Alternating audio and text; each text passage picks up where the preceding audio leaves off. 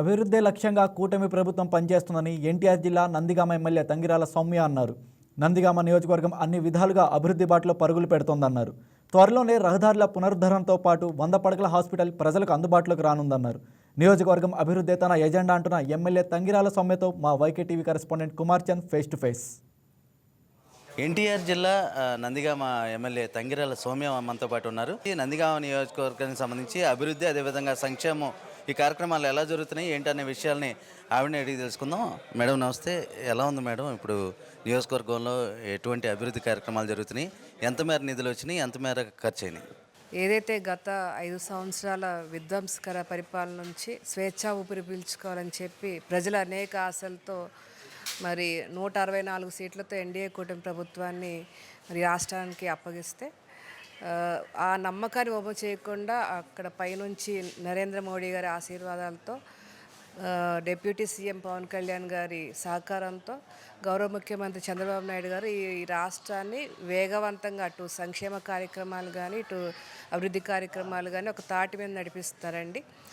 నిన్నగాక మొన్న మరి 2 రోజులుగా వైజాగ్ సిఐఏ సదస్సులో దాదాపు 13,25,716 కోట్లు పెట్టుబడులు తీసుకురావడం అనేది ఒక చరిత్ర అండి.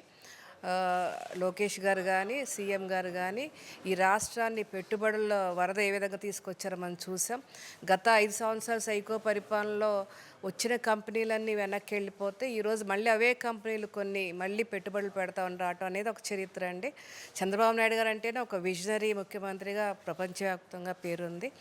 మళ్ళీ వారి నాయకత్వంలో పెట్టుబడులు, అది కూడా కోస్తా ఆంధ్ర, అదేవిధంగా రాయలసీమ, ఉత్తరాంధ్ర, కోస్తాంధ్ర, రాయలసీమ ప్రాంతాల్లో సమానంగా అభివృద్ధి తీసుకురావాలని చెప్పి అంతా కూడా డీసెంట్రలైజేషన్ చేశారు.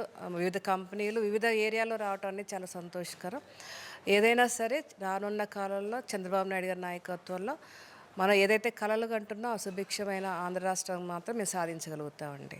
అయితే మేడం, ఇటీవల వచ్చినటువంటి వరదలకి నేపథ్యంలో అక్కడంతా కూడా అంటే మన నందిగామ నియోజకవర్గం కొంచెం ఎఫెక్ట్ అయిన పరిస్థితి ఉంది. అంటే వాగు అవి ఉన్నాయి కాబట్టి ఎంత మేర పంట నష్టం ఏర్పడింది, ఎలా దాన్ని అధిగమించి చర్యలు తీసుకున్నారు మీరు?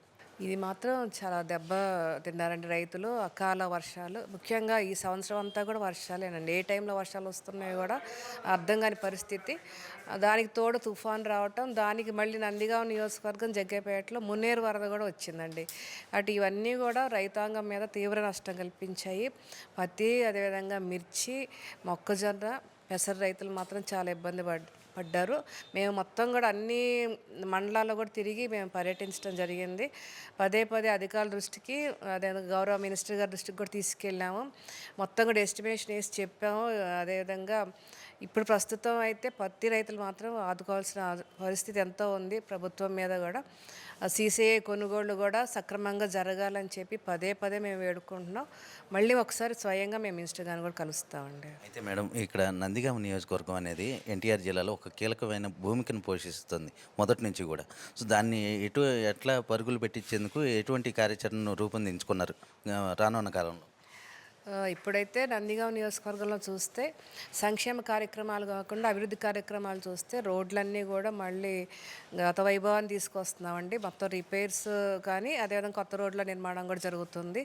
మొన్న ఎన్ఆర్జీఎస్ నిధుల ద్వారా ప్రతి మండలానికి 5 కోట్లు కేటాయించారు. అంటే దాదాపు 20 కోట్లు సిమెంట్ రోడ్లకు కేటాయించడం జరిగింది. బీటీ రహదారులు కూడా ఏదైతే రిపేర్స్ ఉన్నాయన్నీ కూడా మేము సబ్మిట్ చేయడం జరిగింది. అవి కూడా వస్తున్నాయి. ఇక నందిగామలో ప్రధాన ప్రాజెక్ట్స్ చూస్తే టిట్కో హౌసెస్ మళ్ళీ పునరుద్ధరణ చేయటం, అది ఆల్రెడీ నారాయణ మినిస్టర్ గారికి చెప్పామండి. అది కూడా త్వరలో అది కూడా స్టార్ట్ అవుద్ది. గతంలో ఏడీబీ బ్యాంక్ ద్వారా శాంక్షన్ అయిన 100 కోట్ల నీటి ప్రాజెక్టు అది మళ్ళీ టెండర్ దశకు వచ్చిందండి. అది ఈ వారంలో మళ్ళీ స్టార్ట్ అవుద్ది. అదేవిధంగా 100 పడకల హాస్పిటల్ కూడా మేము తీసుకొచ్చాము, అది నిర్మాణంలో ఉంది. అంటే గతంలో ఏదైతే 50 పడకలు ఉందో దాన్ని అప్గ్రేడేషన్ చేశాము. దాదాపు 38 కోట్లతో అది అప్గ్రేడేషన్ అయ్యింది. అది నిర్మాణ పనులు కూడా జరుగుతున్నాయండి. ఇంకొక main project Kendriya Vidyalaya sanction అయింది. అది కూడా పూర్తిగా మరి వినియోగం అంటే ఒక దశకు వచ్చే విధంగా మేము కృషి చేస్తామండి. అది రానున్న కాలంలో అది అమలుకి వచ్చేటట్లు మేము ప్రయత్నం చేస్తున్నాం. థ్యాంక్ యూ అండి. Thank you. ఇది ఏదైతే రానున్న కాలంలో నందిగామ నియోజకవర్గానికి సంబంధించి 100 పడకల ఆసుపత్రిని త్వరలో తీసుకురాబోతున్నామని, అదేవిధంగా నీటి ప్రాజెక్ట్ ఏదైతే ఉందో దాన్ని కూడా ప్రతిష్టాత్మకంగా తీసుకున్నామని, దాన్ని కూడా త్వరలో చేస్తామని, అదేవిధంగా ఏదైతే నందిగామ నియోజకవర్గానికి ప్రధానంగా ఉన్నటువంటి రహదారులు ఏవైతే ఉన్నాయో వాటి పునరుద్ధరణ, వాటికి సంబంధించిన పలు కార్యక్రమాలను కూడా, అంటే ఇతర సంక్షేమ కార్యక్రమాలను కూడా ముందుకు తీసుకెళ్లి నియోజకవర్గాన్ని అభివృద్ధి బాటలో నడిపిస్తారని చెప్తున్న పరిస్థితి అయితే ఉంది. కెమెరా పర్సన్ మౌలితో కుమార్ చంద్, వైకే న్యూస్, విజయవాడ నుంచి.